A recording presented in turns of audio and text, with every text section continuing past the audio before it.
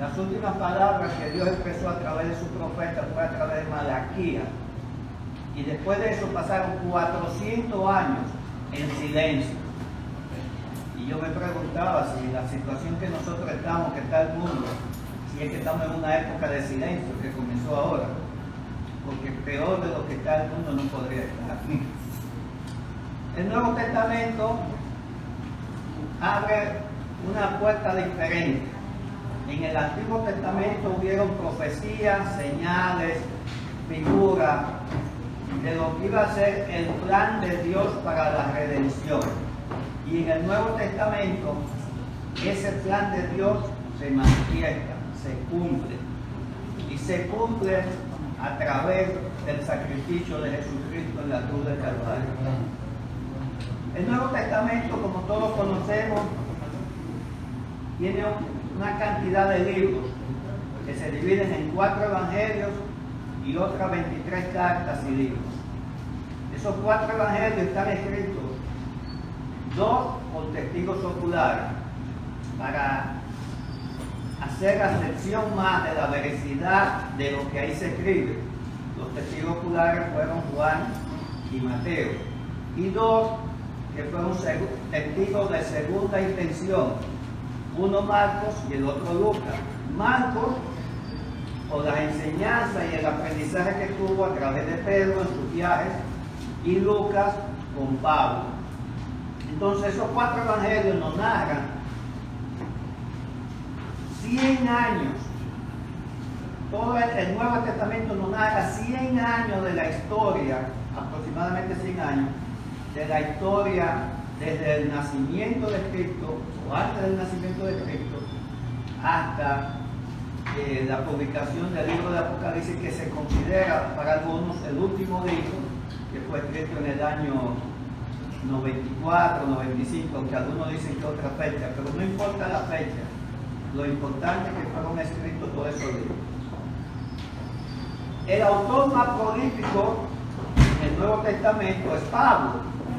Escribe 13 cartas, y esas 13 cartas contienen 87 capítulos que lo podemos leer, y lo hemos leído todo. ¿Y cuánta enseñanza tenía Pablo? Pero la enseñanza de Pablo, ¿de dónde venía si él no estuvo con Jesucristo? Vino por la unción del Espíritu Santo. Porque aunque él no anduvo físicamente con Jesús, Jesús lo escogió, lo llamó a él para que fuera su apóstol, a nosotros los gentiles, los no judíos. El Nuevo Testamento, para dar veracidad a lo que en él se escribe, contiene numerosas citas del Antiguo Testamento. Y las que citas más frecuentes son las del profeta Isaías, que está 419 veces citado en el Nuevo Testamento. Igual está los Salmos más de 400 veces y Génesis 260 veces. Todas esas citas están en el Nuevo Testamento, lo que indica que los escritores del Nuevo Testamento tenían amplio conocimiento del Antiguo Testamento. Una cosa empuja a la otra, una cosa ayuda a la otra al entendimiento de lo que es la voluntad de Dios para nuestras vidas. Según algunos estudiosos, dicen que el primer libro que se escribió del Nuevo Testamento fue el libro de Santiago, alrededor del año 44 o 45 de la época de Cristo, o sea, de esta época. Después se escribieron Gálatas con Pablo y Mateo y Marcos, que se escribieron más o menos en la misma fecha. El Evangelio de Mateo, básicamente un judío, estaba dirigida a los judíos, mientras que el de Marcos no, estaba dirigido a un público más amplio. Viendo esto, tenemos que en el Antiguo Testamento había un montón de profecías de la venida del Mesías. Todo el pueblo de Dios, Israel, esperaba la llegada del Mesías. Y estaban siempre escudriñando las Sagradas Escrituras para ver cuáles eran esas señales. Cuando Cristo llega, Él comienza a dar cumplimiento a todas esas profecías que ya estaban escritas en el Antiguo Testamento. Y algunas de ellas las puedo leer, vamos a leer nada más la cita, que nacería de una virgen, como está en Isaías 7:14, el nacimiento virginal de Jesús, que nació en Belén, la profecía de Miqueas 5:2, que iba a vivir en Galilea, también Isaías 9:1 y 2, que su ministerio principal, aparte de echar fuera demonios, iba a ser de sanidades, como bien menciona Isaías 53:4 y 5, que echaron suerte sobre su vestidura, el Salmo 22:18. Los salmos también hablan de las últimas palabras de Jesús, como consumado es. Hay un montón de profecías que no vamos a leer hoy, porque no terminaríamos de leerla en lo que nos toca del tiempo que vamos a estar aquí con ustedes. Así que de inmediato vamos a pasar a la clase de hoy, después de esta breve introducción, donde el tema es el Mesías.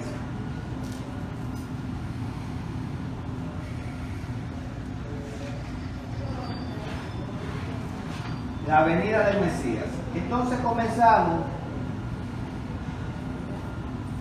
con Mateo, el Evangelio de Mateo, capítulo 1 y versículo 18. Vamos a leer.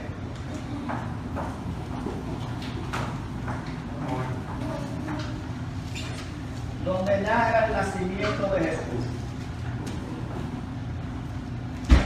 Dios tenía un plan de salvación para la raza humana. Tan pronto Adán y Eva cayeron en pecado, Él ideó un plan de salvación y lo fue manifestando a través de los años hasta la venida, al dar cumplimiento con la venida de Jesucristo a la tierra, para que nos redimiera a nosotros del pecado y se restableciera la relación del hombre con Dios. Todos los planes, todos nosotros hacemos planes, pero los planes los variamos, los cambiamos. Cuando uno está construyendo una cosa en su casa, cualquier situación que se presente, una ampliación, muchas veces los planes los tenemos que variar, porque no aparece el material, porque después alguien dio otra opinión, y cambiamos los planes muy fácil. Pero Dios tenía un plan desde el principio, y era la redención a través de su Hijo Jesucristo. Y ese plan no varía. Los planes de Dios no varían, hermano. La promesa de Dios siempre se cumple.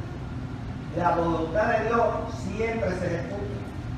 Yo estoy súper consciente de esa situación. Que siempre la voluntad de Dios es la que se va a cumplir. No es la nuestra. Nosotros a veces queremos algo y le pedimos a Dios con vehemencia que el Señor no lo da porque no es su voluntad. Y otras cosas que a lo mejor no la creemos, el Señor no la pone porque es la voluntad de Él. Entonces tenemos que tener consciente de esto, la voluntad de Dios, que todo esto ocurriera como aconteció. ¿Y qué pasó? Vamos a ver el nacimiento de Jesucristo.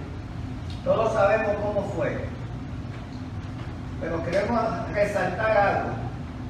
Dice que fue así, estando desposada María su madre, Mateo 1, versículo 18, con José, antes que se juntase, se halló que había concebido del Espíritu Santo.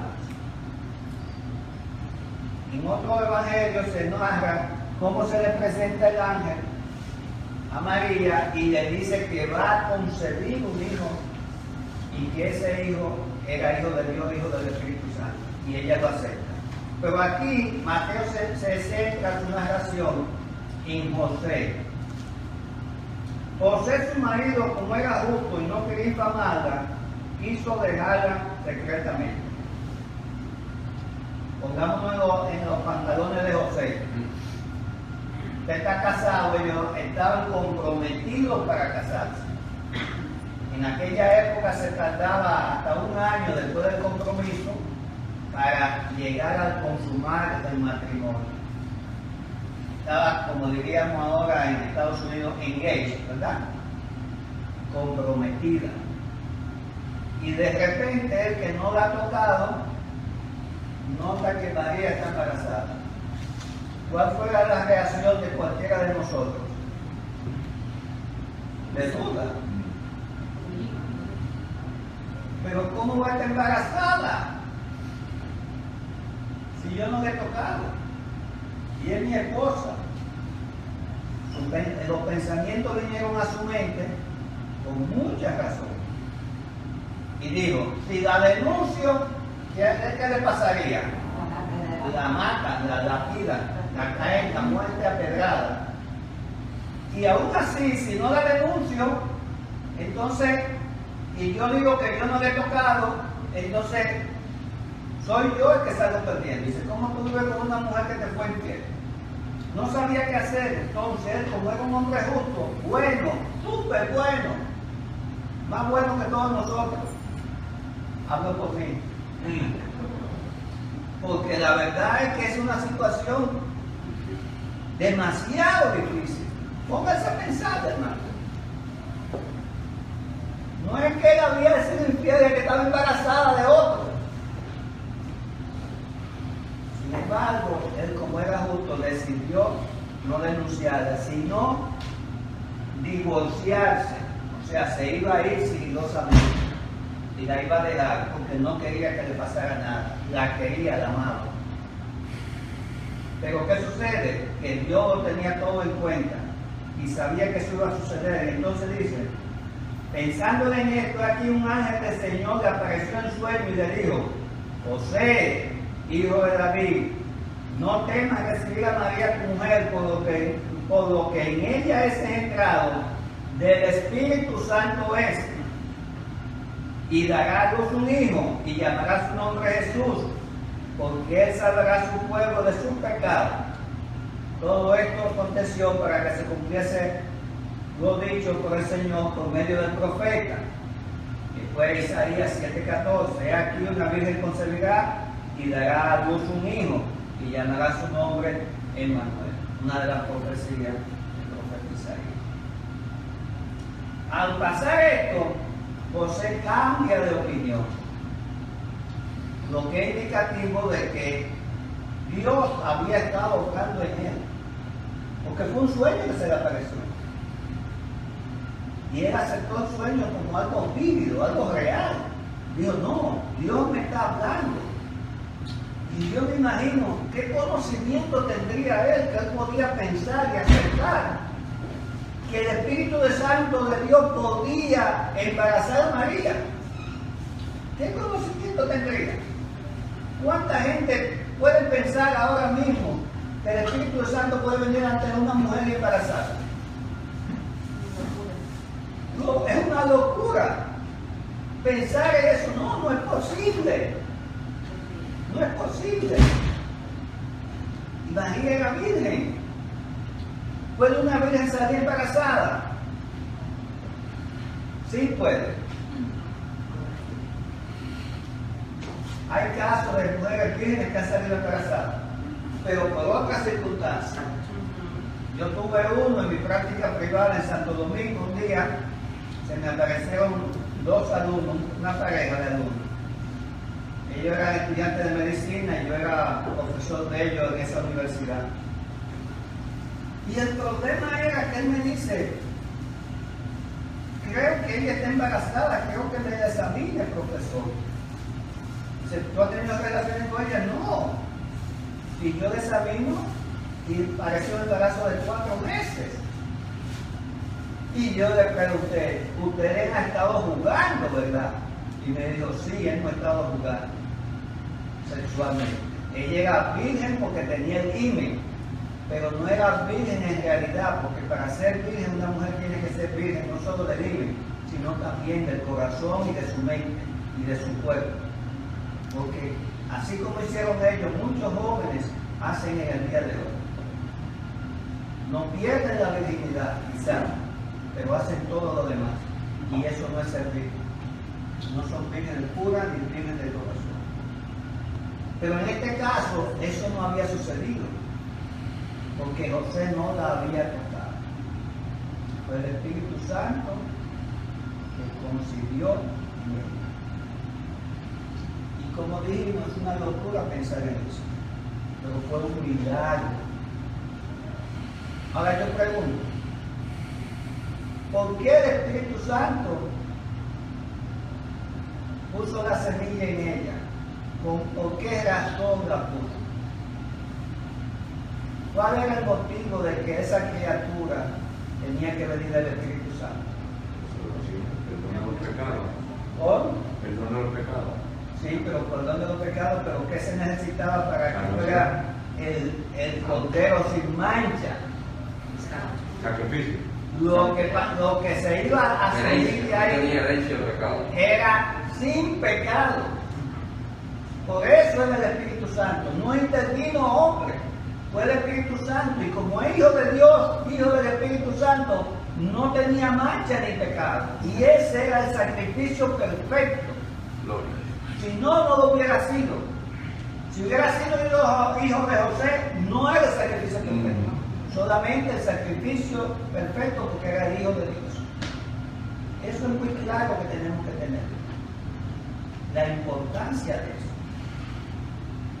Sigamos adelante.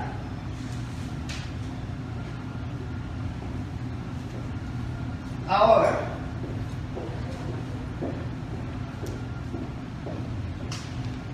pasando a Lucas, capítulo 2.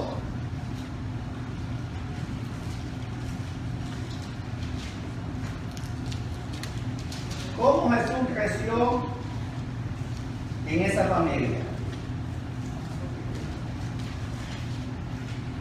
María y José eran dos devotos de su religión, por supuesto. Siempre cumplían con todas las prácticas del judaísmo. Los judíos tenían tres fiestas principales: la Pascua, Pentecostés y la fiesta de los tabernáculos. Y la familia siempre asistía, iba de viaje a Jerusalén en la fecha de Pascua. Y en todo tiempo ellos se dedicaron a darle instrucción a sus hijos. Jesús recibió instrucciones de su padre desde pequeño. Lo vamos a ver en la siguiente pasaje. En el versículo 41, en uno de esos viajes, ellos decidieron ir a Jerusalén y se llevaron a Jesús. Jesús tenía en esa época 12 años. Esta es la infancia de Jesús. Tenía 12 años. Llegan a Jerusalén, ofrecen sus ofrendas y después se regresan. En ese entonces, como todavía en algunas partes hoy en día, cuando hay peregrinaciones, las mujeres van separadas de los hombres. Cuando ellos salen de Jerusalén, sale María con las mujeres y los niños, y sale José con los hombres. Y María va en el camino muy contenta, dice: Jesús va con José. Y José va: qué bueno, Jesús va con María. Y resulta que no iba ni con José ni con María. Cuando pasa un día de camino, que ellos se reúnen en la tarde o en el anochecer, dice: ¿y dónde está Jesús? Dice: no andaba contigo. No andaba contigo. No andaba con ninguno. Y comenzaron a buscarlo por todas partes. Jesús había desaparecido. Había desaparecido. Se regresan a Jerusalén. Tiene que haberse quedado en Jerusalén. Me imagino la pelea que tendrían José y María. No lo dice la palabra, pero yo me lo imagino. Tú eres el callado. No, que eres tú. ¿Cómo tú dejaste el niño solo? Es verdad, hermano. Ellos eran dos personas normales, como nosotros. No eran hijos, no eran Dios. Iban discutiendo hasta que llegaron. Y al tercer día dice que llegan. ¿Y dónde estaba el hombre? con 12 años, enfrentado a todos los doctores de la ley, hablando y discutiendo sobre la palabra de Dios. ¿Y de dónde obtuvo ese conocimiento?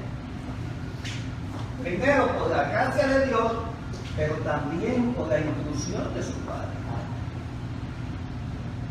Y ese es el ejemplo que nosotros tenemos para nosotros, para nuestros hijos, para nuestros nietos y para los bisnietos, los que tengamos bisnietos, no sé si lo voy a tener. Pero mis hermanos tienen bisnietos. Y ya, yo le digo a ellos, tu trabajo es instruir a esos niños. Ya tus hijos fueron instruidos y ya son adultos. Ya ellos tienen su vida y gracias a Dios todos siguen el Evangelio, quizás algunos a su manera, pero tienen conocimiento. Ahora hay que dárselo a los nietos, a los bisnietos. Y nosotros somos los responsables de la instrucción de nuestros hijos y nuestros nietos, hermano. Yo lo cuento así.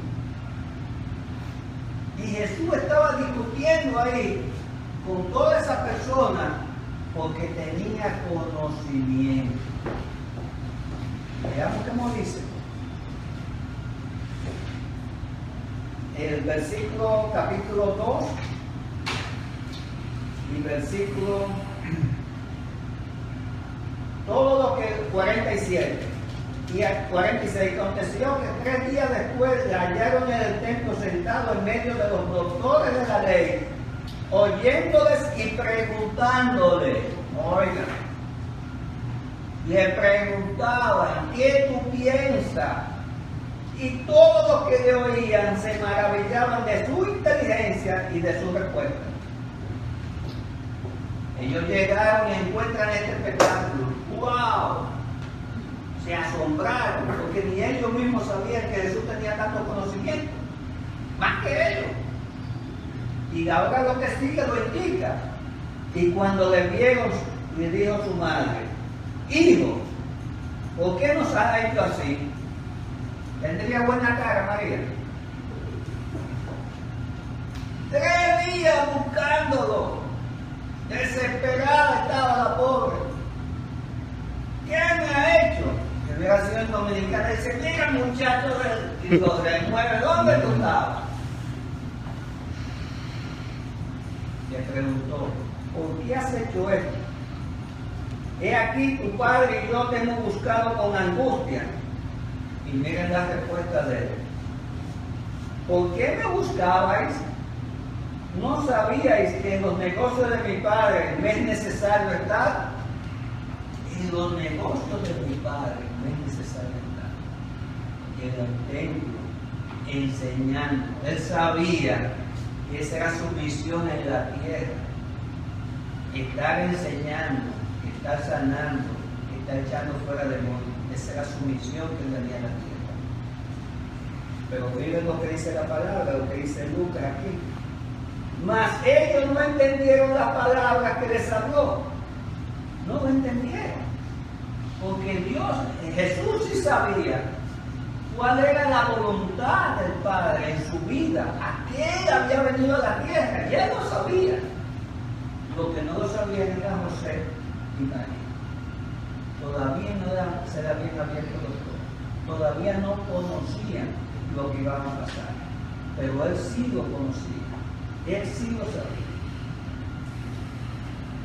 Jesús entendía la voluntad del Padre porque sabía que esa era su misión aquí en la tierra. Ahora, creciendo en esa familia justa, ¿cuándo comienza el ministerio terrenal de Jesús? Sabemos qué pasó de los 12 años, no sabemos qué pasa hasta los 30 años. 18 años pasaron, que solamente la palabra de Dios dice, y el niño crecía y se fortalecía. Y la sabiduría de Dios aumentaba cada día en él. Pero ¿qué sabemos de él? ¿Qué era su padre? José, un carpintero. ¿Y qué tenía que ser? Carpintero. Yo recuerdo una vez que le pregunté a alguien que siempre me preguntaba y decía: No, yo a todos le pregunto para saber si es la voluntad de Dios, si es bueno o malo. ¿Qué haría Jesús en ese caso? Yo le dije un día, "Oye, ¿qué profesión tú tienes? Tal profesión". Dice, ¿por qué tú no eres carpintero? Porque eso era lo que hacía Jesús. Algunos, si queremos imitar a Jesús en todo, bueno, seamos carpinteros, porque algunos se pasan de la calle. Tenemos que imitar los hechos de Jesús, la voluntad de Dios en su vida, como la voluntad de nuestra vida. Y Jesús era carpintero.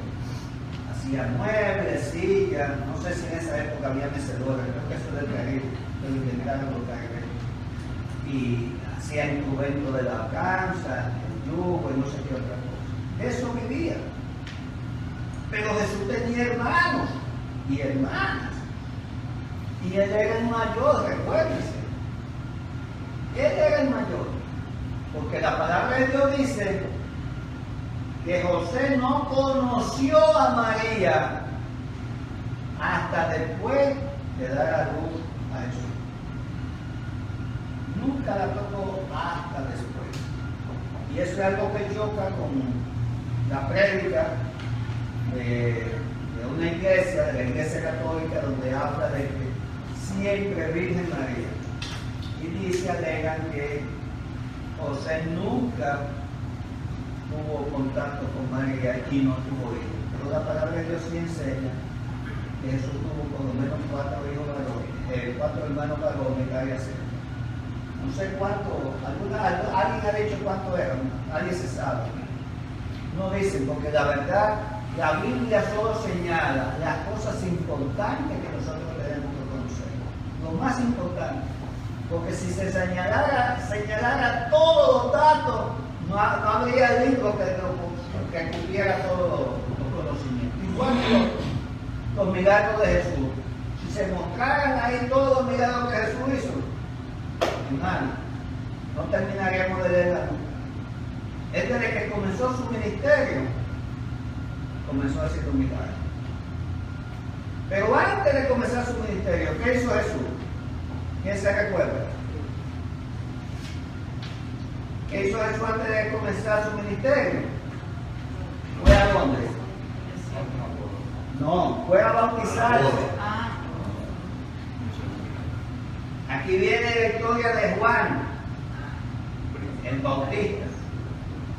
Juan el Bautista, hijo de había un sacerdote que llamaba Zacarías y su esposa Elisa, eran parientes de María. Y ya estaban viejos, pero Dios les dio un milagro. Hizo que Elizabeth concebiera a la edad de avanzada. Era una edad avanzada en su vejez, dice, no sabemos cuántos años tenía, a lo mejor era como Sara, tenía 90, qué sé yo. Pero no importa, era una edad avanzada porque ella nunca era estéril, nunca había concebido. Y ese día concibió. Y esa persona que concibió fue 6 meses antes, aproximadamente 6 meses antes de que María se viera embarazada, de que el Espíritu Santo embarazara a María. Cuando hay un pasaje que menciona aquí en Lucas 13.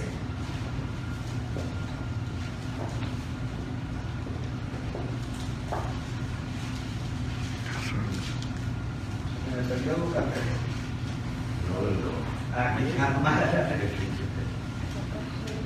Entonces habla de Juan el Bautista. Juan el Bautista fue comisionado para ser el vocero preparando la venida del Mesías.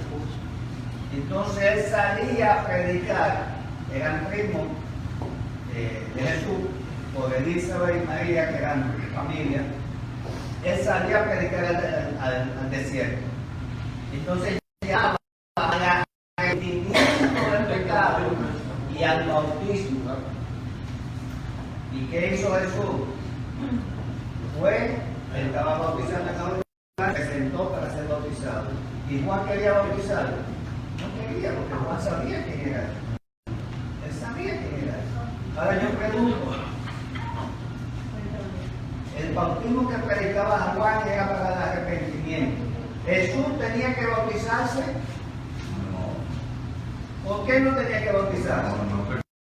Porque no tenía pecado. Por eso es el cordero sin mancha. El único sin pecado. Nadie ha venido a la tierra sin pecado, solo Jesucristo. Jesús fue bautizado y orando el cielo se abrió. Fíjense, Jesús llegó. Yo recuerdo cuando yo me bauticé, fue en una piscina, no fue en el mar, en el río. Después que se bautiza, entonces viene. Dice, ahora voy a comenzar mi ministerio, pero antes de comenzar, voy a coger fuerza. Porque recuerden que era Dios, pero también era hombre. Y padecía como hombre, igual que usted, igual que yo. Jesús sentía frío y sentía hambre y sed. Y si le caía un coco de la cabeza, no había coco, sí hay coco. Le iba a doler. Coco también. Era como nosotros. Y fue a coger fuerza al desierto. Y estuvo ayunando 40 días sin noche. Y todos sabemos la historia que en ese momento, después del ayuno, cuando estaba terminando, vino Satanás. ¿A qué? A tentarlo.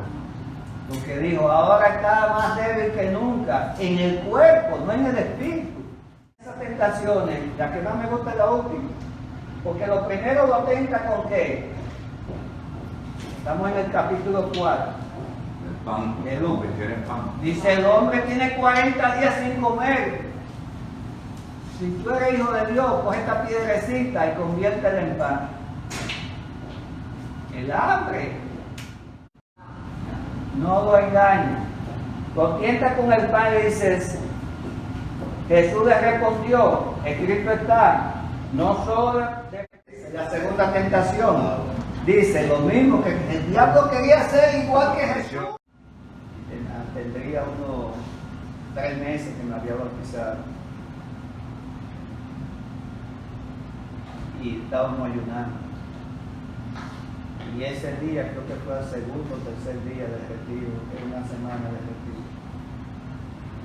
Un grupo recibimos el Espíritu Santo.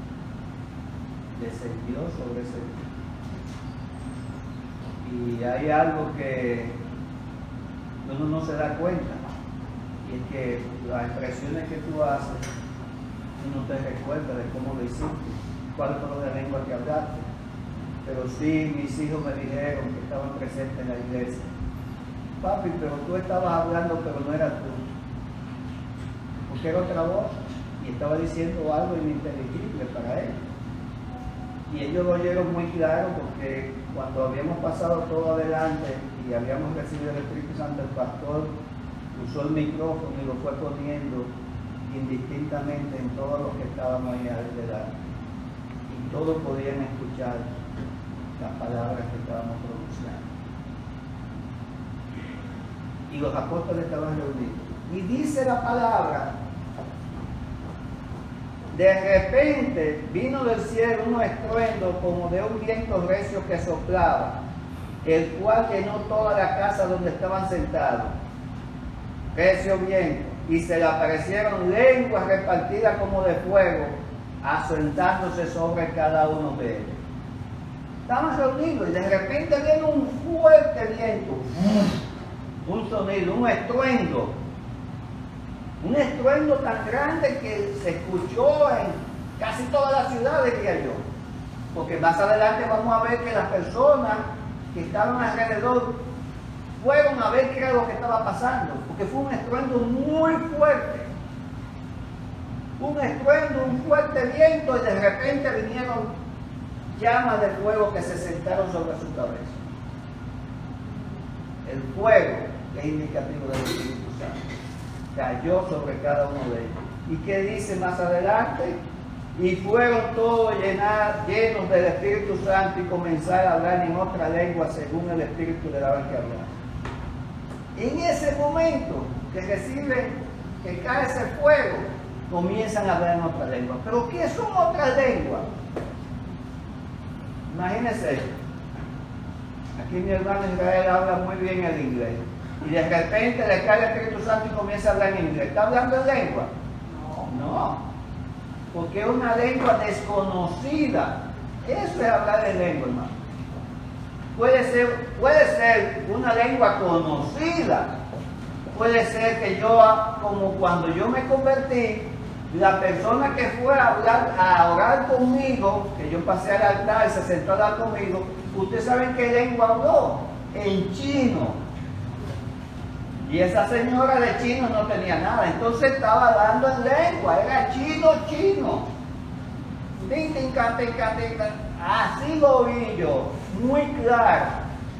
Eso es hablar en otra lengua. Puede ser una lengua conocida, el chino, el mandarín, el inglés, el francés, pero que usted no lo sabe. Si usted lo sabe, no está hablando en otra lengua. Permiso, hermano. Adelante. Está hablando, y pueden ser lenguas angelicales que nadie conoce. Eso es hablar en lengua, hermano. Pero repito, para hablar en lengua necesitamos pedirlo al Señor. Y pedirlo en oración, en ruego, en ayuno, porque el Espíritu Santo está ahí para dárselo a todo el mundo. El Señor quiere que todos seamos llenos del Espíritu Santo, y la manifestación de hablar en lengua es la primera señal de que somos llenos del Espíritu Santo. En eso estamos muy claros. Ahora, ¿qué pasó? Como dijimos, la gente oyó el estruendo, estaban todos alrededor, había gente de todas partes. Dice que había como de 32 países, señala el libro de ellos. Desde Roma hasta de Grecia, de todas partes había. Judíos de todas partes que estaban celebrando el día del Pentecostés. Al oír el ruido del estruendo, se acercaron y los oyeron hablar en otra lengua, porque todos comenzaron a hablar en otra lengua. Todos, los 120. Y por supuesto es un escándalo. Dice, pero mira, pero si son galileos, ¿cómo hablan mi idioma? Y hablan el tuyo también. Sí, yo también lo estoy leyendo de mí. Cada uno lo oía hablar en su propio idioma. Y ese escándalo. Dice, no puede ser. Algunos dijeron, no, están llenos de moscas. Cuando Pedro, que era la cabeza en ese momento, oyó que dijeron, no, están llenos de moscos, Dios. Lanzó su primer discurso. Ya Pedro había recibido el Espíritu Santo. ¿Y qué hace el Espíritu Santo con nosotros? Lo primero que hace es que nos capacita, hermano. Cuando recibimos el Espíritu Santo nos capacita para hacer las cosas. Nos capacita para testificar de Cristo con poder. Para testificar de Cristo y para dar convencimiento al pecador de pecado, de justicia y de verdad. Esa es la capacitación que nosotros recibimos del Espíritu Santo. Pero si nosotros queremos salir a predicar a la calle y queremos predicar a una persona, si no estamos capacitados por el Espíritu Santo, es muy difícil, hermano. Porque entonces lo estamos haciendo con nuestro corazón. Pero nosotros no somos los que convertimos a las personas. Es el Espíritu Santo que los toca y los convierte. Entonces no podemos hacerlo con nuestra propia fuerza. Tenemos que hacerlo con el poder del Espíritu Santo. Y Pedro, lleno de ese poder, entonces lanzó un discurso. Y estamos hablando... Pedro explica la venida del Espíritu Santo, el capítulo 2, versículo 14. Entonces Pedro, poniéndose en pie con los 11, todos se pusieron en pie, los 12 apóstoles, alzó la voz y les habló diciendo, varones judíos, todos los que habitáis en Jerusalén, esto sea notorio, oír mi palabra, porque esto no es tan ebrio como vosotros suponéis, pues es la hora tercera del día. Y entonces comienza a hacer un resumen más. Comienza con la profecía de Joel. Dice, y en los postreros días derramaré de mi espíritu sobre toda carne, y vuestros hijos y vuestras hijas profetizarán, y vuestros varones verán visión y ancianos soñarán sueños. Y de cierto sobre mi siervo y sobre mi sierva en aquellos días derramaré mi espíritu y profetizarán. Y ahí comienza entonces a hacer un resumen. Entonces comienza a hablar de Jesús Nazareno, varón aprobado por Dios entre vosotros, por la maravilla, por Dios y señales que Dios hizo por medio de él, como vosotros sabéis. A este entregado por determinado consejo y conocimiento de Dios, prendisteis y matasteis, por manos de inicuos crucificándole. Es un discurso fuerte. Él está acusando a las mismas personas que están ahí. A lo mejor muchas personas ni siquiera sabían que eso había acontecido. Pero está, como eran todos judíos, está señalando. Ustedes mataron a Jesús, lo crucificaron. Dice que cuando termina su discurso, al oír esto se compungieron de corazón y dijeron a Pedro y a los otros apóstoles.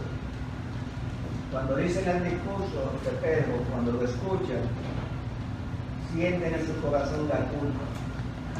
Pero es el Espíritu Santo que está actuando sobre ellos. Porque Pedro estaba hablando con la capacitación del Espíritu Santo. Y ellos sienten, se compungen, se sienten culpables y quieren arrepentirse de lo que hicieron.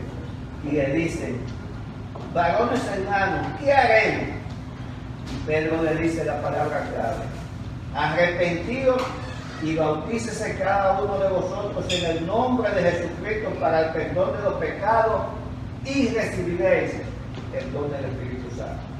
Porque para vosotros es la promesa, para vuestros hijos, para vuestros nietos, para todos los que están lejos, para cuantos el Señor nuestro Dios llamare. Aquí dice algo muy importante, Pedro. La promesa es para todos los que el Señor llamare. Algunas religiones, algunas iglesias, algunas sectas, diría yo, dicen que no, que eso no existe del Espíritu Santo. Eso fue para los tiempos de los apóstoles. Pero Pedro aquí lo dice muy bien claro. Para todos aquellos los que el Señor llamara está la promesa del Espíritu Santo. Y así como estuvo en esa época, está hoy en día. Si alguien no la ha recibido, la promesa del Espíritu Santo, los fines del Espíritu Santo, la puede pedir hoy. Dios la tiene a disposición para todos y cada uno de nosotros. Cuando él dice eso, dice, con otras muchas palabras testificaba y los exhortaba diciendo, sé salvos de esta perversa generación. Y los que recibieron su palabra ese día y fueron bautizados, se añadieron como 3,000 personas. ¿Usted ha oído alguna vez, a ver si Israel lo ha visto, en la historia de la iglesia, que después de una prédica 3,000 se hayan convertido y bautizados? ¿No es así? Fue una explosión ocasionada por el poder y la capacitación del Espíritu Santo en Pedro, que hizo que 3,000 personas se arrepintieran, se convirtieran a Cristo y se bautizaran y recibieran el Espíritu Santo. Ese fue el inicio, el nacimiento de la iglesia narrada en Hechos. Ahí nace nuestra iglesia. Y mire con qué golpe: 3,000. Entonces dice, ¿qué sucedió con eso? Porque imagínense, estamos hablando de que había gente de todas partes. ¿Por qué Dios no usó otro día? Y usó el día de Pentecostés, donde habían venido de todas partes de la región del mundo conocido? Precisamente por eso, porque los convertidos había de Asia, de Roma, y de toda parte, y esas personas eran que iban a ir de vuelta a predicar el Evangelio.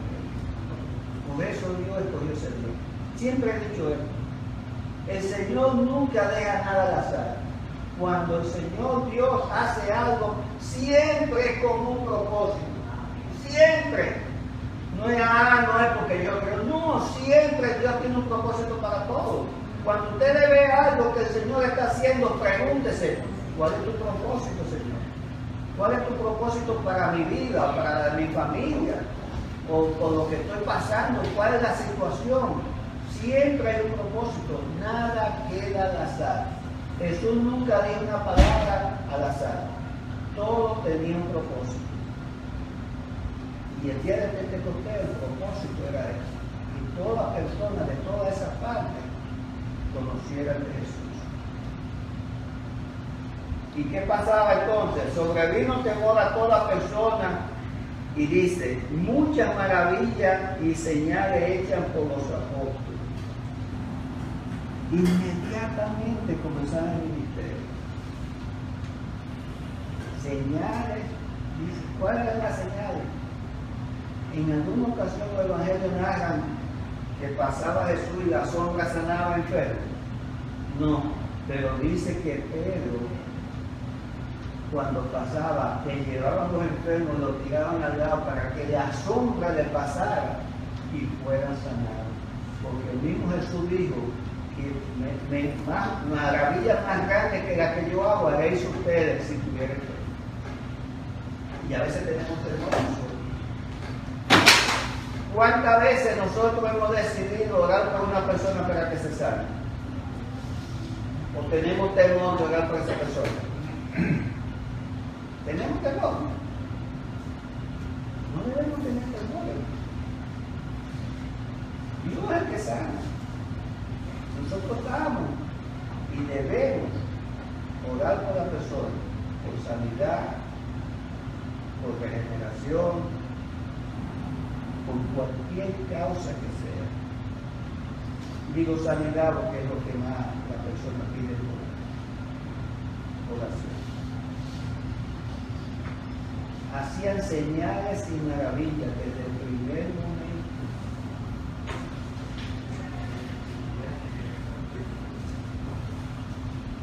Y aquí viene un hecho del capítulo 3, comienza el capítulo 3, que da un vuelco a la situación. Cuando Jesús muere, los apóstoles se esconden, los discípulos se esconden, están todos escondidos, y la gente del Sanedrín pues no le dio más importancia. A esto está escondido, ya con la muerte de su líder ya esa secta va a desaparecer. ¿Qué era lo que pasaba siempre? Mata al líder y los demás desaparecen, pero no fue así. Entonces llega un día en que Pedro y Juan, capítulo 3, van al templo. Dice que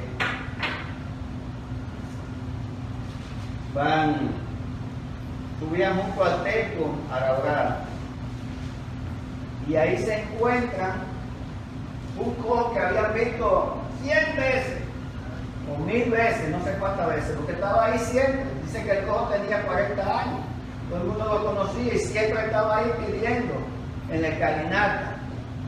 Pero este es un día especial, y viene Pedro y Juan caminando, y él, como le hacía a todo el mundo, extiende la mano. Todos nosotros hemos visto eso. Gente que pide en la calle, donde sea, extiende la mano. Y Pedro lo mira y le dice, mírame. Y me imagino yo al pobre cojo que dice, bueno, este me va a dar algo bueno, porque no me va a dar, me va a hablar inclusive, y extiende más la mano. Pero se sorprende cuando él le dice, yo no tengo ni oro ni plata, pero de lo que tengo te doy. En el nombre de Jesús de Nazaret, levántate. Y lo haga con un brazo. Sorpresa para el cojo.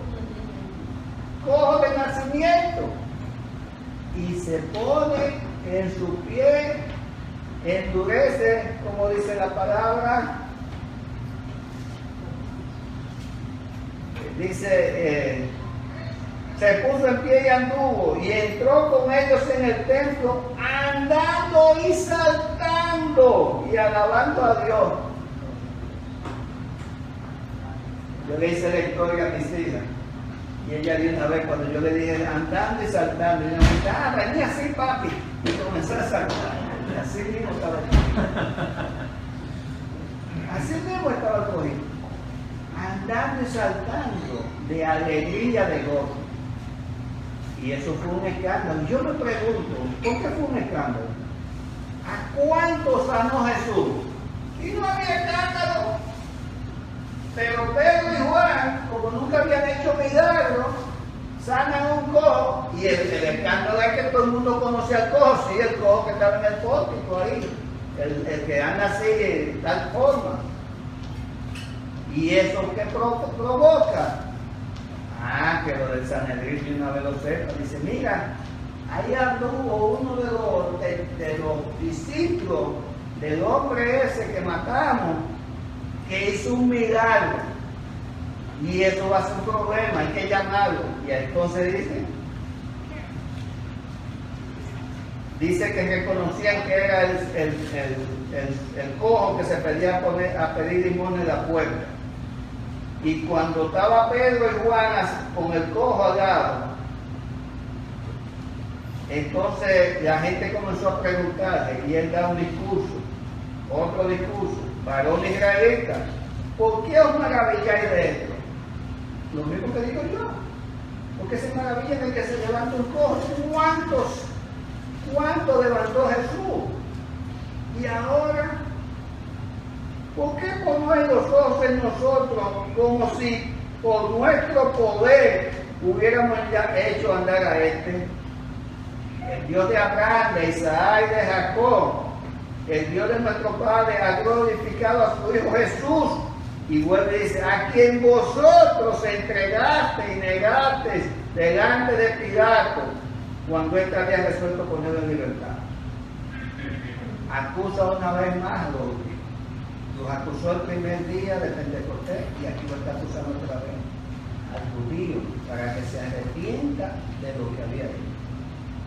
Y es difícil, hermano, está acusando a la persona. Dice que nosotros no debemos estar acusando a nadie, pero tenemos que señalarle su falta y su pecado para que haya arrepentimiento. Cuando el rey David cometió su problema con Betsabé, el profeta tuvo que ir a decirle, y no le dijo, mira lo que tú hiciste, ¿no? Y le puso una parábola para que él entendiera. Quizás David había cometido su pecado y ni siquiera se daba cuenta que era un pecado hasta ese momento.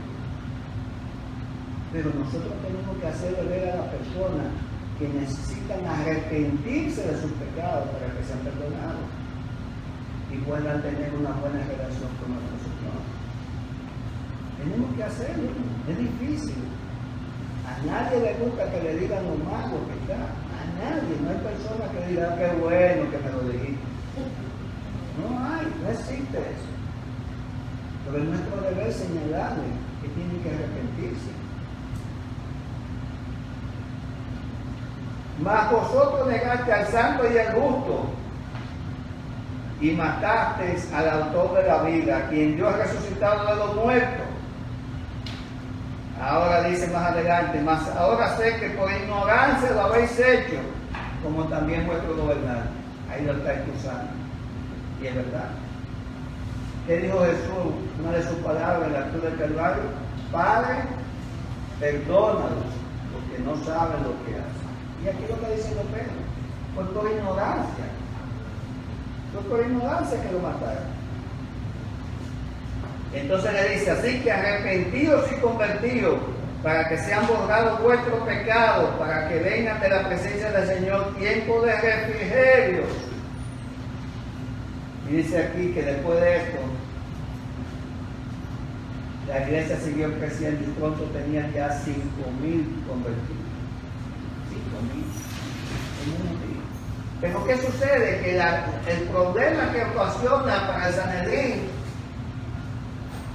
la curación de ese cojo por Juan, por Pedro y Juan, hace que los llamen. Dicen, no, tenemos que ponerlo a declarar a esta gente. Vinieron sobre ellos los sacerdotes con el jefe de la guardia y los saduceos, resentidos de que engañasen al pueblo, y desecharon mano y lo pusieron en la cárcel hasta el día siguiente. Y al día siguiente se reunieron los gobernantes y le preguntan, ¿con qué potestad o en qué nombre habéis hecho vosotros esto? Y dice la respuesta, capítulo 4, versículo 8. Entonces Pedro, lleno del Espíritu Santo, le dijo, gobernante del pueblo y anciano de Israel, pues hoy se nos interroga acerca del beneficio hecho a un hombre enfermo, de qué manera éste haya sido sanado. Sea notorio a todos vosotros y a todo el pueblo de Israel que en el nombre de Jesucristo de Nazaret.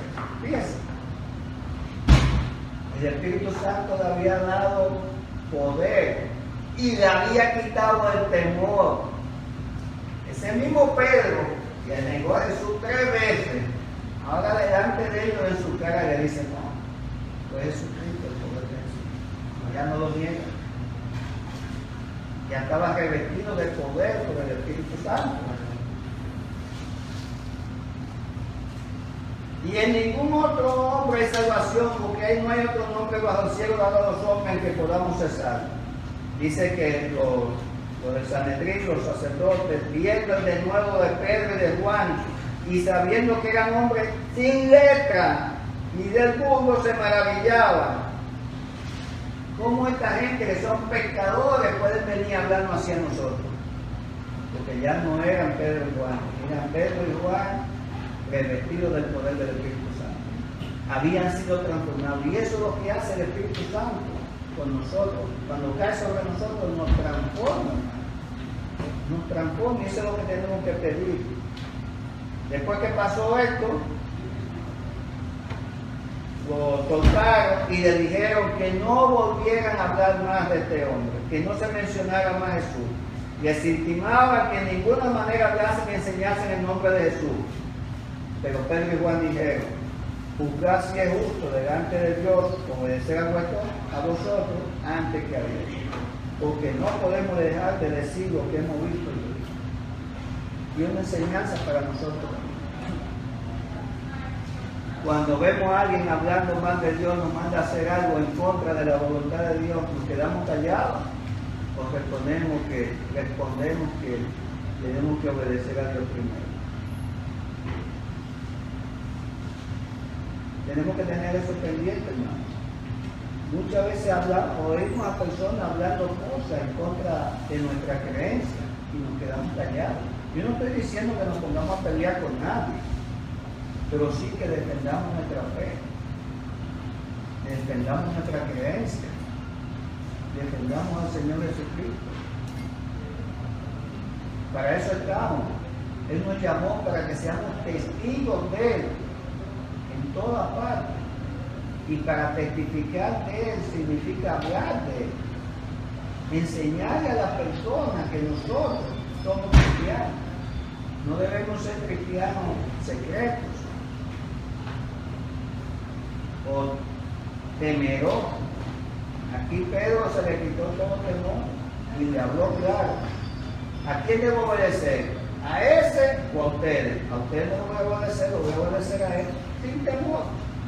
Dice que todas las cosas las tenían en común. Al principio era una comunidad como nunca. Dice que se vendían las propiedades, se ponían a los pies. Estamos hablando del nacimiento de la iglesia. ¿Cómo comenzó a crecer la iglesia? Estamos hablando de Jerusalén, estamos en Jerusalén nada más. Porque Jesús mismo lo dijo, me seré testigo en Jerusalén, y después Judea, y después Samaria, y después lo último de la tierra.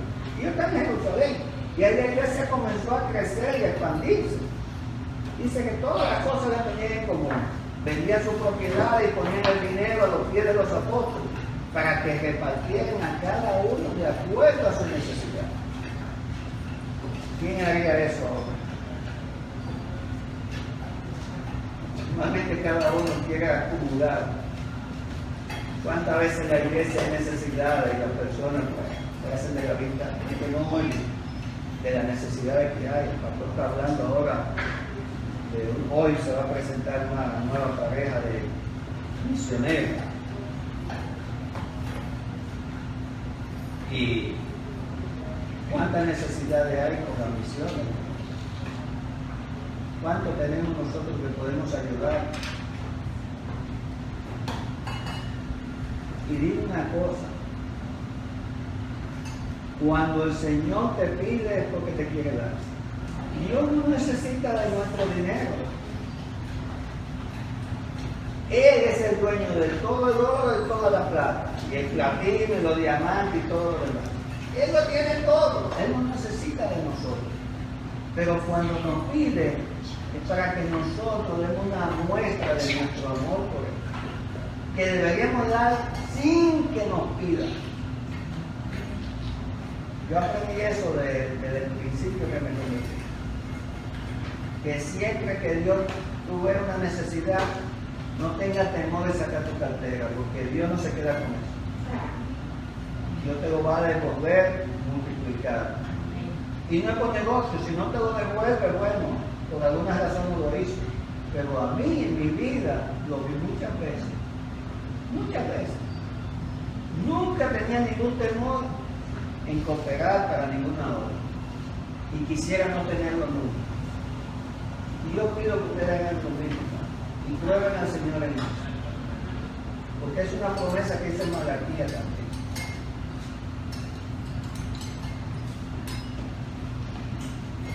Fue creciendo tanto la iglesia que dice en el capítulo 6 que hubo un problema, se quejaban los griegos de que no se le atendía bien a su familia en el repartimiento de la comida y eso.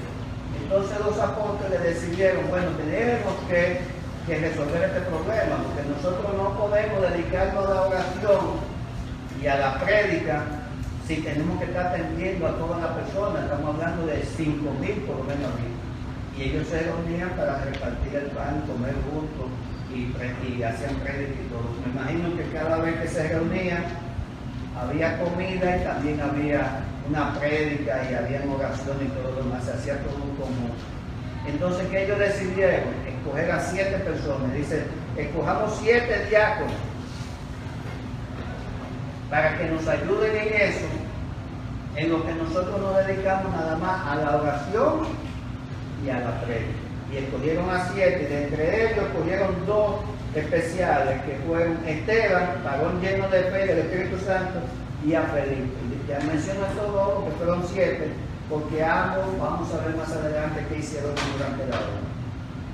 Y Esteban era un varón lleno de fe y del Espíritu Santo, y comenzó a predicar. Dice que comenzó a hacer señales y prodigios también. Esteban estaba revestido de poder, y eso hizo que los de Sanedrín lo mandaran a buscar y lo acusaran. Dice la palabra de Dios que lo acusaran. Se levantaron uno de la sinagoga de los libertos y disputando con Antena, que no podían resistir, de Esteban, que no podían resistir su sabiduría y el espíritu con que hablaba, y sobornaron a uno para que dijesen que ha oído hablar blasfemar contra Moisés, contra Dios. Entonces fueron y lo acusaron falsamente ante el Sanedrín. Y Esteban, lleno del Espíritu Santo, hizo un recuento de la historia de la iglesia hasta la muerte de Jesús. Y dice en sus últimas palabras, cuando estaba delante de los que lo acusaban, oyendo estas cosas se enfurecía en su corazón y cogían los dientes contra él. Pero Esteban, lleno del Espíritu Santo, puesto los ojos en el cielo, vio la gloria de Dios y a Jesús que estaba a la diestra de Dios. Y dijo, he aquí veo los cielos abiertos y al Hijo del Hombre que está a la diestra de Dios. Al Hijo del Hombre. Entonces está hablando de la señal.